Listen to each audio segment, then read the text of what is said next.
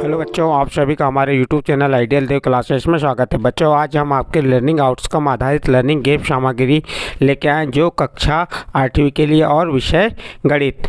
चलिए देखते हैं विषय गणित में क्या दिया गया और ये किस सत्र के लिए। ये सत्र 2022-23 के लिए कक्षा 8वीं विषय गणित की वर्कशीट 28 करेंगे।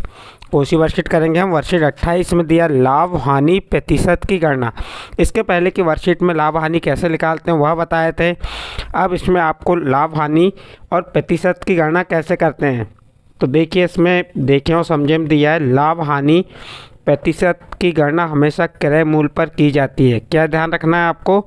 लाभ हानि प्रतिशत की गणना हमेशा किस पे की जाती है? क्रय मूल्य पर की जाती है।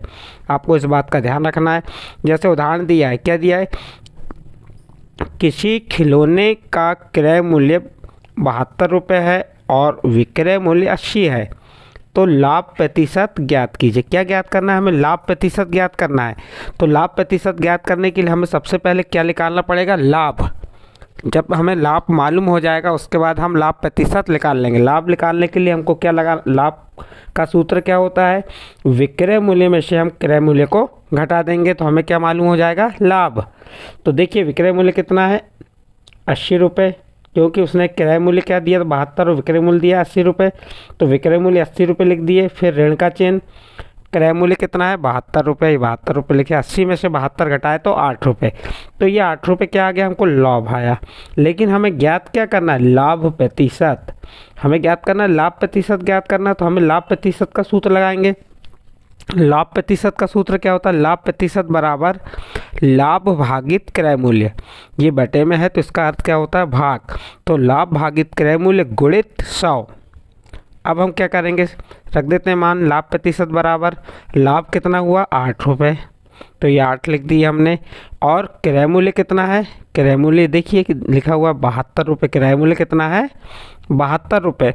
तो ये हमने 8 भागित 72 गुणित 100। अब 8 का 100 में गुणा किया तो कितना हो गया? 800, और 72 का भाग हम 800 में देंगे तो कितने बार जाएगा? 11.1% आ जाएगा। आप इसको भाग 8 से दीजिए। 8 का पहाड़ा ऐसा पढ़ी कि किससे ना बढ़े?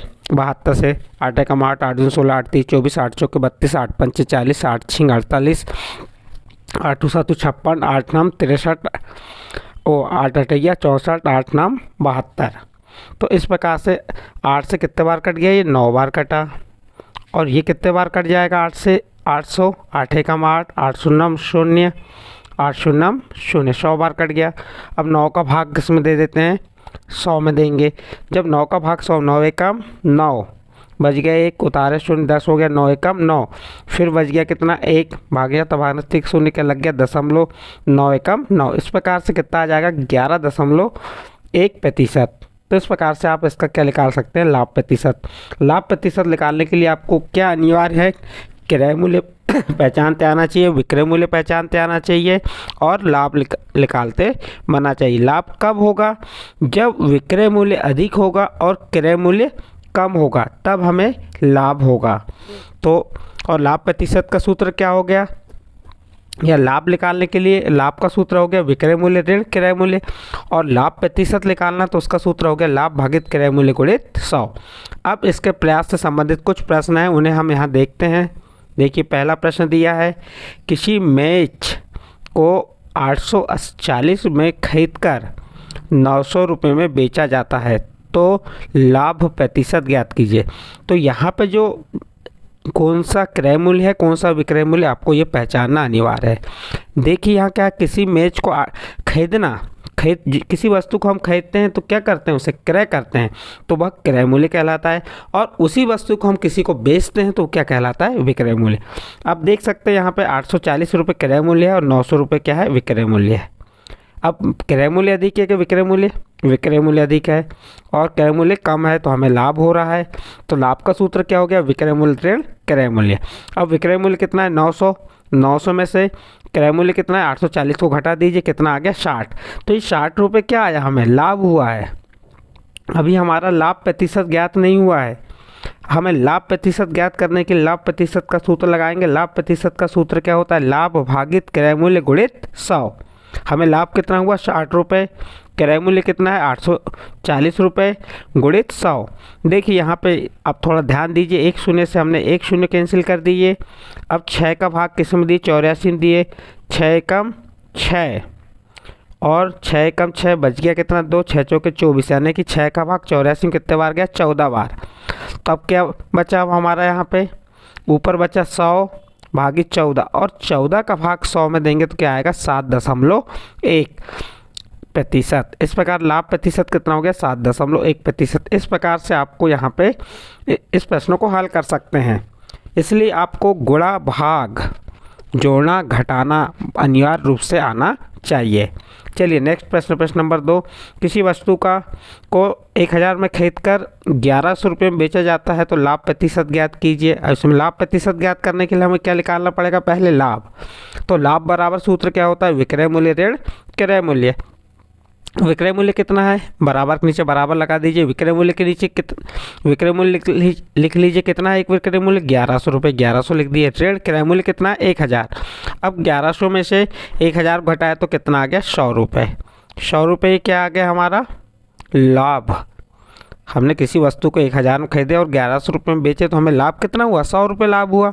हमें क्या ज्ञात करना है, लाभ प्रतिशत। तो लाभ प्रतिशत का सूत्र लगा दीजिए, लाभ प्रतिशत बराबर लाभ भागित क्रय मूल्य गुणित 100। लाभ कितना हुआ 100 और क्रय मूल्य कितना है 1000, तो ये 1000 लिख दी, 100 भागित 1000 गुणित 100। देखिए यहाँ से एक शून्य से कितने शून्य 3 शून्य, तो ऊपर के 3 शून्य कैंसिल हो गए, ये हो गए। अब बचा क्या यहाँ पे 10, तो 10 बराबर 10, तो 10%। तो हमारा लाभ प्रतिशत कितना हो जाएगा 10% लिख सकते हैं आप। अतः लाभ प्रतिशत कितना है 10%। इस प्रकार से आपका ये प्रश्न नंबर 2 और लाभ प्रतिशत वाले प्रश्न यहाँ पे समाप्त होते हैं। नेक्स्ट अगला प्रश्न देखते हैं। क्या दिया है, उदाहरण दिया है, सुनील ने किताबों को 500 में खरीदकर 450 में बेच दिया, हानि प्रतिशत ज्ञात कीजिए। आपको बिल्कुल समझ आ रहा होगा यहाँ पे, क्योंकि हम किसी वस्तु को 500 में खरीद रहे हैं और 450 में बेच रहे हैं तो हमें क्या होगी, लाभ होगा या हानि। यहाँ पे हमें हानि होगी, क्योंकि हमने 500 में खरीदा और 450 में बेचा। कितने रुपए की हानि हुई 50 रुपये की। 500 में से 450 घटा दीजिए तो क्या आ जाएगा 50। तो हानि कैसे निकालते हैं, हानि का सूत्र क्या हो जाएगा, क्रय मूल्य ऋण विक्रय मूल्य। जब हानि निकालना है आपको तो क्रय मूल्य में से विक्रय मूल्य को घटा दीजिए।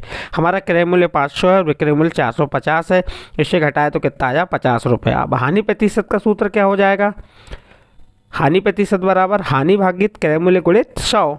हानि प्रतिशत बराबर हानि कितनी हुई 50 रुपये की, क्रय मूल्य कितना 500 गुणित 100। देखिए 2 शून्य से 2 शून्य कट गए और 5 का भाग 50 में दी कितने बार गया, 5 कम 5 510 बार गया।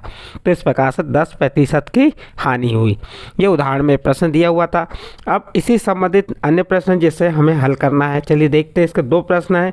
आप थोड़ा सा ध्यान दीजिएगा कि जो हमारे पास प्रश्नों को हल करने के लिए जगह दी गई है ये बहुत कम है, जबकि इसके लिए जगह अधिक चाहिए थी।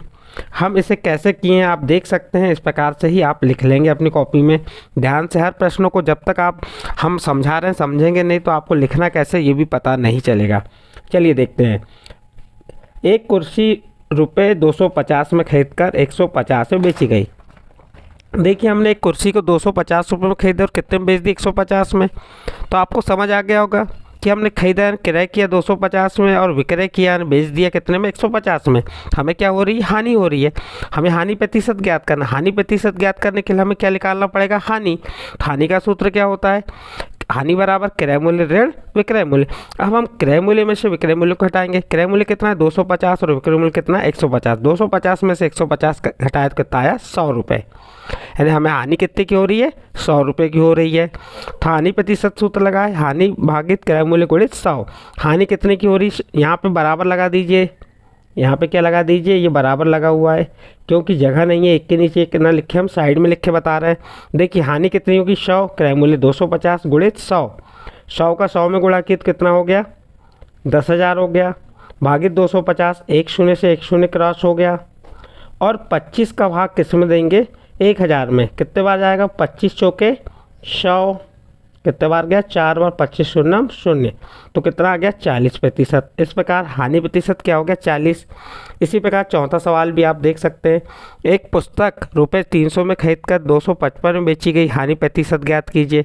सबसे पहले हानि निकाल लीजिए। हानि निकालने के लिए क्या करना पड़ेगा आपको, क्रय मूल्य में से विक्रय मूल्य को घटाना पड़ेगा। क्रय मूल्य कितना है हमारा 300 और विक्रय मूल्य कितना है 250 सॉरी 255। अब 300 में से 255 घटाया तो कितना आया 45 रुपये की हानि हुई। कितनी हानि हुई हमको 45 रुपये की हानि हुई। तो हानि प्रतिशत का सूत्र क्या हो जाएगा, अब ये लिखा हुआ हानि भागित क्रय मूल्य। हानि कितने की हुई 45 और क्रय मूल्य कितना 300, 45 भागित 300, ये 300 आप ध्यान देंगे यहाँ पे, गुणित 100, ये 2 शून्य से 2 शून्य क्रॉस हो गया, बच गया 3, और 3 का भाग 45 में देंगे कितने बार जाएगा 15 बार। कितने बार गया 15 बार गया।